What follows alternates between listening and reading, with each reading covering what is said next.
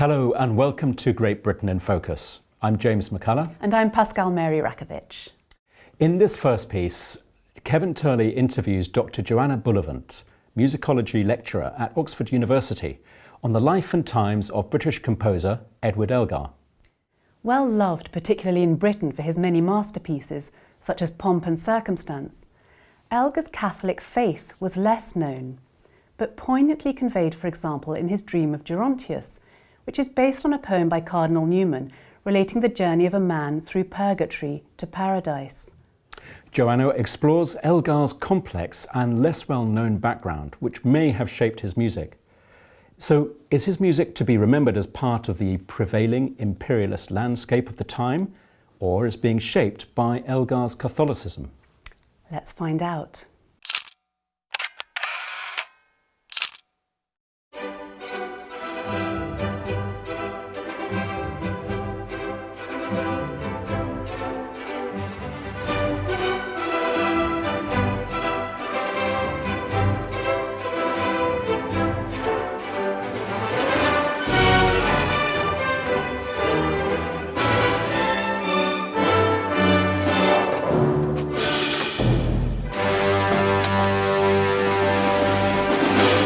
Hello. I've come here today to meet Joanna Bullivant, lecturer in music at Oxford University and an expert on the great Catholic composer Edward Elgar.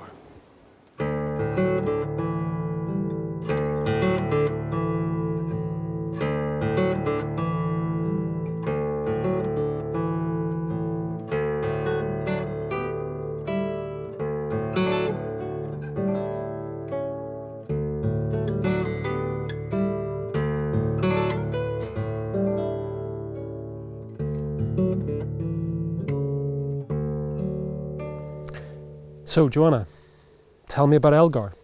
Edward Elgar is the closest thing we have in England to a national composer, but what particularly interests me is that he was also a Catholic. When was Elgar born?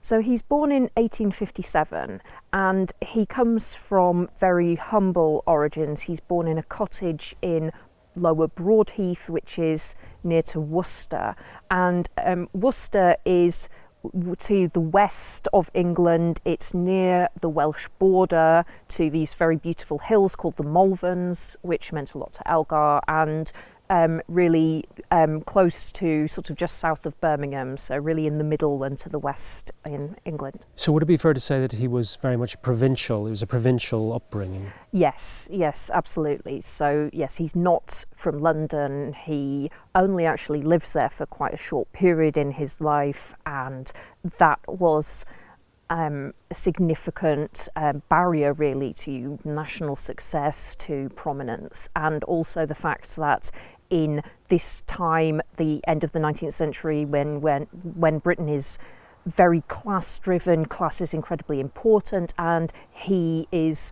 the son of a working man. So his father is an organist, a musician. He runs a music shop on the High Street in Worcester. This is the background that Elgar is coming from, this humble provincial background. And tell me a little bit about the Catholicism in the family. Were both his parents Catholic? No, in fact. So his mother converted to Catholicism shortly before he was born, and he was then raised as a Catholic. And his father actually worked as the organist in St George's Chapel in Worcester, the Catholic place of worship, but he was not a Catholic. He did not become one. Do we know anything about Elgar's mother's conversion? Because it was an unusual thing for a woman of maybe her station in life to convert to Catholicism. I think in Worcester at the time it was somewhat different to being a Catholic in somewhere like Liverpool in the 19th century, where there's a strong Irish identity, so there's sort of different forces going on about cultural difference. This was more in Worcester that there's a recusant tradition. The chapel was actually there for a very long time.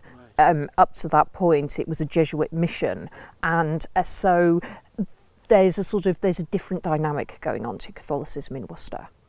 The thing that struck me most when I was reading about Elgar was he persevered for a number of decades, getting absolutely nowhere. What do you think kept him going? Well, that's interesting, because one of the theories is that a very important factor was his wife, Alice, and that she actually was the person who encouraged him and who arranged his daily routine so he would be able to sit in his study and work feverishly at a particular piece and get it done. And then actually after she died, he was less productive. And so in his final years, we've got a lot of unfinished works. But I think it's also the fact that he was actually, this was his job. So we have this image of the composer as being sort of romantic, divinely inspired, and whatever comes to mind, they sort of spill it out onto paper.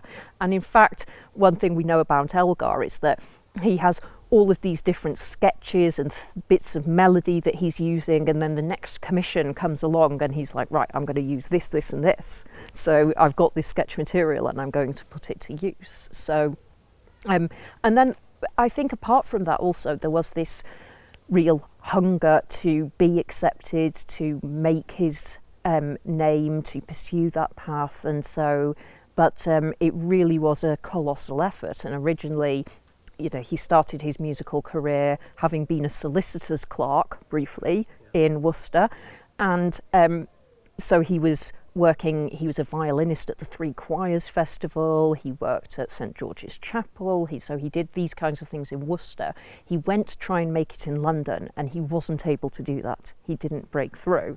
So then he's back in Worcester and still pursuing that and still trying to achieve that status that he really wanted. Is there something as well in trying to understand the complexity of his faith, that he was an extremely complex individual with all the background and how that developed and stuff, but he also strikes me as somebody extremely private, and I wonder if there's something about the Edwardian world where matters of faith were generally a private affair. Well, I think certainly for him to profess Catholic faith, it would definitely be counter to the dominant culture, or indeed of any ideology, because this is another current of thoughts that goes around about the English, that we don't do ideology, we don't do philosophy or theology, these kind of things.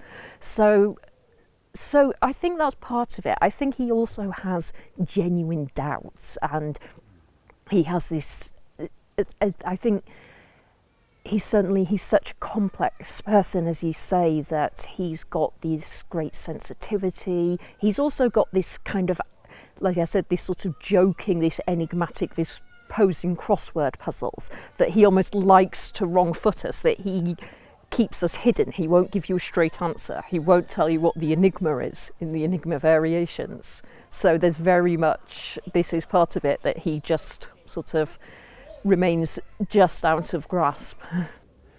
He, in some ways, how you're describing him reminds me a little bit of another English Catholic, which is Alfred Hitchcock, who had the same kind of enigmatic personality and enjoyed playing with audiences, not giving the full game away. And I wonder if that's something to do with a kind of collective memory of recusants and priest holes and codes and... That's fascinating, because, I mean, you wonder how much Elgar is connected to that history as someone who's the son of a convert. Because, I mean, I'm a convert myself. So I'm always sort of, there are some kind of parts of the consciousness of Catholicism, of English Catholicism, that I didn't grow up with, that I'm encountering as an adult. So, and I think this is one of them, this sense of being part of these generations of Catholics worshipping in England and having that secrecy about them. I mean, I think another thing about Elgar we should mention is the fact that there's this Victorian Edwardian masculinity that music doesn't really fit into. So this idea that you're pouring out your heart in musical expression, that you're throwing yourself into this, has shades of the feminine. And I think or the un-English. I mean, yeah, well, un-English, but also unmasculine. So yes, the music from really much earlier is seen to be the preserve of women and foreigners. So in the middle class and upper class home, it's women who play music and men don't perform music. Whereas in Germany and Austria, that would be part of a sort of gentleman's education. So I think there's also this sense of holding back, that there's something, he's got this self-consciousness about musical expression. So this is also another part of his character. I mean, we talk about Elgar and place him very much in the Victorian imperial adventure, but his upbringing in Worcestershire, Herefordshire, the Malvern Hills, his music speaks of an England which is much older than empire, much older than colonies. Would you say that's true? I think what's really true is there's this attempt to embrace the natural world, so to sort of bring the English landscape into his music in some ways. So we have, we talked before about the firs. This is the name of his birthplace cottage, and the woods at Birchwood Lodge where he composed Gerontius, and all this being very evocative and important to him. But there's this moment in the Dream of Gerontius when the soul of Gerontius says, "I feel the wind rushing through the lofty pines," and that sort of is tapping into this idea that this is the awakening of the soul. And this is Elgar really painting Gerontius's feelings, the journey of the soul, this sense of God, in those terms of the experience of natural beauty, which we can see here with the evergreens of whatever type, and the wind, the breeze rustling through them. So I think that there's this sense about it. I think we also have to be quite careful, because in casting Elgar as English, there's almost a politics about it, to say, is he part of this Little England mentality where we're just sealed on our tiny island, or is he part of the British Empire with all these deeply problematic links worldwide? And he may well have seen himself as both. But of course he was part also of very much of a European musical tradition. He was heavily influenced by, in fact he was bringing European influences into the British musical scene. So you know, is it a sense that we're reading maybe history backwards a little bit and positioning Elgar? Different people are using him for different purposes?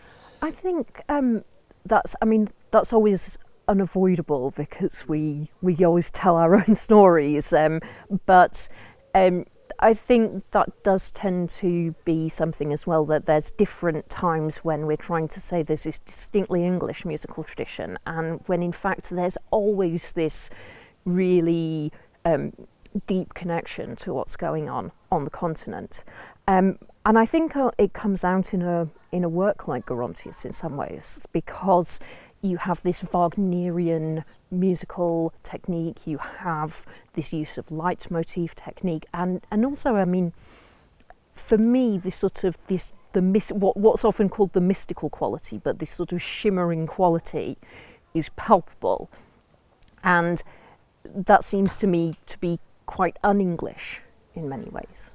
Plus as well, I mean, by virtue of being a Catholic in Victorian Edwardian England, you were somehow connected to a world, a European dimension that the Church of England just didn't have. It may have had imperial offshoots, but the Catholicism by its very nature feels very European, pan-European. Yes. I mean, there's a fascinating book I read, which was an account of Catholic Worcester, which was written 100 years after Restoration, and this is really, really interesting, I think, because they're actually it's being sort of, they always want to sort of make these connections with saying, no, we're really English. in fact, and that we're really part of the wider Worcester. And there's some great anecdotes about music in it. So one is that a particular boy wanted to go and play in the orchestra at the Catholic Church because they did really good music, and his schoolmaster was outraged and said, "Don't darken their doorstep." Yes. He decided to do it anyway, and then the schoolmaster's already part of the orchestra. So there's part of this is saying that actually we're really belonging, and music is part of that. Yes, it is. The musical traditions of Worcester, so of Catholic Worcester, of Catholic Britain. And there was always those connections, because for a long time the only music in Britain that was being heard, that was Catholic music, was in embassies. Yes. So you've got these sort of like tiny little enclaves of Catholic music making, which is of course continental. They're having continental musicians come over. Well, Joanna, thank you very much for this whistle-stop tour of the life, career and faith indeed of Edward Elgar. It's been absolutely fascinating. I know you're working on a book at the moment, and I hope you'll come back maybe and speak to us at some point about that. And thank you very much for opening the wonderful musical world of Elgar to so many people who will be watching this, who will come across him for the first time through your good offices. Thank you. Thank you very much. Fr Sean Davidson from Ireland, currently a priest in Shrewsbury Diocese, speaks to James about his love for our Lord in the Eucharist and his mission to spread Eucharistic adoration. Following the strong examples set out by popes in recent times, Fr Sean touches upon the many testimonies of the transformative power of the Eucharist, and also highlights some resources for discovering Eucharistic adoration. I'd like to welcome our guest today, Fr Sean Davidson. Welcome to Walsingham, Father. James, pleased to be with you. Where exactly are you from? Well, it's a long story. I was born here in England, born in London, 1979, to an Irish mother and a South African father. Right. And we lived here till I was about 9 years of age. So I made my first Holy Communion here in England, in Our Lady of Victory's Church, High Street, Kensington in London, well-known church. And then shortly after that we moved back to Ireland, where I spent most of my life, County Sligo, northwest of Ireland. The Wild West. The Wild West, exactly, the wild Atlantic way, as they say. Yes, right. Yes. And you have a particular mission as a priest. Tell us a little bit more about that mission. Well, I am working in a parish. I'm enjoying that. But since I was ordained, I have been involved in preaching on the Eucharist, trying to spread Eucharistic adoration. That's really my passion. You know, they say, I once heard that all priests have one key message that they want to transmit. If you were to listen to them preaching over a period of years, you'll notice that within their teaching there's one specific, one line almost that you could sum up. The parishioners of the Curia of Ars, St. John Vianney, summed it up in 3 words: Il est là. For those who speak a little French, he is there. He is there. So that was his famous message, the message that he wanted to transmit above all messages. He would point to the tabernacle and he would say, he is there. Jesus is truly there. And so that was the key message. They say for his last homily, I love that story, for his last homily, he no longer had the energy or the strength to speak, but he just turned towards the tabernacle and wept tears of love. And that was the last message that he left his parishioners in Ars. Il est là. He was leaving, but Jesus was remaining truly present in the tabernacle. And that's just been my passion from seminary days, from even shortly before I went to seminary. The discovery of the real presence of Christ is a big deal. It's something that we have to be, I think we all have to be passionate about it. And I do think that occasionally it's not the case. Maybe in the church, sometimes we are not as excited about the Eucharist as we should be. And so my mission has been to really preach on Christ's real presence, try to draw people to the Eucharist, to adoration.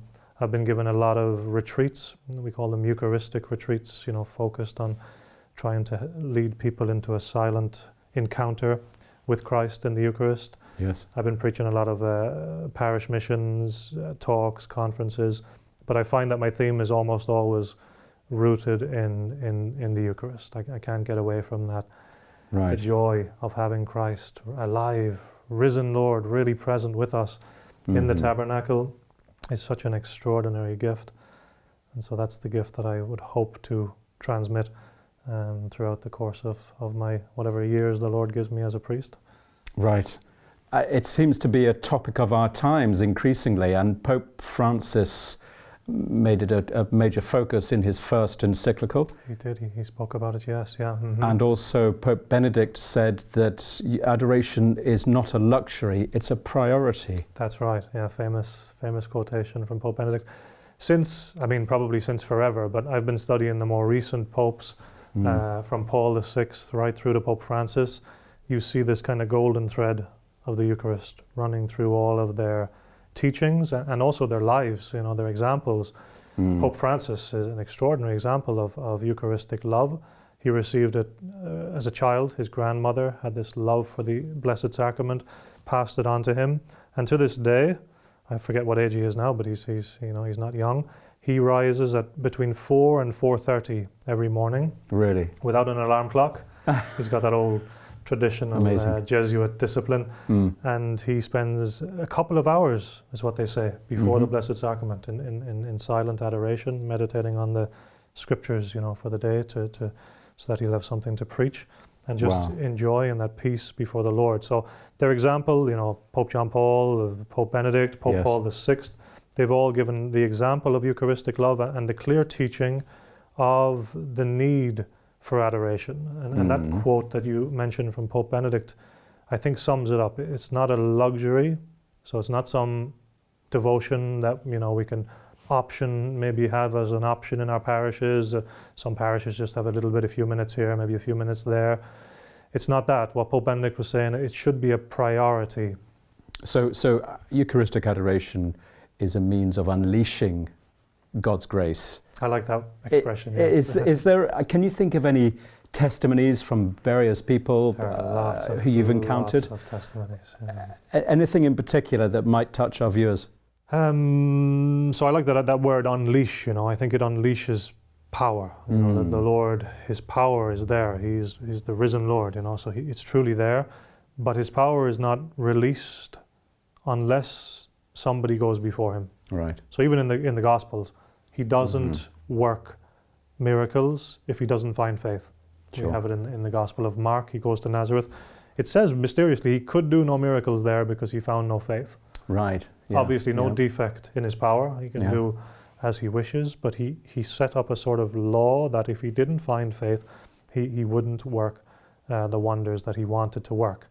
St. Peter Julian again used to say the church has become like Nazareth. Christ comes to His own town. He comes up to our altars. He enters our churches every day in the Eucharist, but He cannot work the wonders He wants to work. He cannot release the grace, the power He wants to release because He does not find the faith. Right. So I think first of all that faith, hope, love in the presence of Christ, these theological virtues, draw out His power, release His power in the world. There are so many testimonies. If you look at any of the stories of the perpetual adoration chapels around the world, you'll always find people, some of them ask the people to write their experiences, give their testimonies of how their lives have changed. You're talking sometimes about hundreds of people in one place who can just tell the story of what happened and how my life has been affected. Simple things, to receiving peace, receiving joy, sort of a freedom sometimes from anxiety and things that have troubled them. Sometimes you see people being really, really transformed, people going from living a sinful life, to discovering the Eucharist. Just to round it off, could you just tell us a little bit more about the resources available for parishes who may want to set up Eucharistic Adoration? Yeah, there are... and I know you've written a book, or you've edited a book. Yes. So we'll talk about that as well. Okay. Yeah. Yes. There are many resources. Today, the internet is both a blessing and a curse. There are lots of bad things there, but there are also lots of good things. If you look up perpetual Eucharistic adoration, there are resources showing how to do it, what needs to be done, to coordinate that in a parish. There's a group actually in Ireland called the Apostolate of Adoration, which have spread adoration all over Ireland, every diocese in Ireland. So it's a group of lay people, and I hear it's just come to England. Oh, good. So I don't have all the details, but it's called the Apostolate of Eucharistic Adoration, and they physically come to the parish and help you to launch it, speak to the parishioners, sign them up. So lots of resources are available. Excellent. And tell us about the book you've edited. Well, the book is a wonderful lady in America called Victoria Schneider. Right. Wrote this book.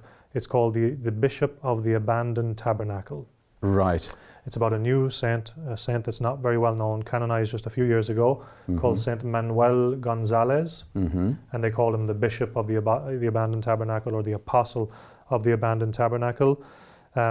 He had an extraordinary experience, again, a mystical experience, like my friend, before the Eucharist, and understood very simply. I mean, it's such a beautiful thing to read about and to ponder, but very simply, he understood that love is not loved. You know, this ancient expression that Christ is there, he's alive, he loves us, he longs for us to come to him in the Eucharist, and yet he's abandoned. In some places all day, every day. Tabernacle is abandoned.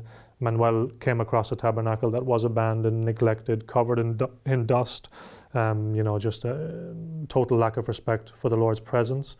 And so he set about spending the rest of his life correcting that, basically, making sure that there'd be no abandoned tabernacles, first of all in his parish, and then he became a bishop, started associations, congregations devoted to putting an end to abandoned tabernacles. It's a beautiful story, a great saint, and it's a Scepter Publications that published the book, The Bishop of the Abandoned Tabernacle. Okay, that's good to know. It's been a really enlightening time for me, and I hope for our viewers as well.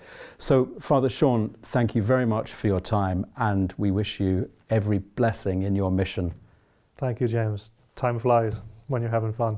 Thank you very much. Thank you for joining us. Full versions of these interviews will be made available across our social media channels soon. Don't forget, if you'd like to support the work of EWTN in Great Britain, do visit our website on ewtn.co.uk and click Donate.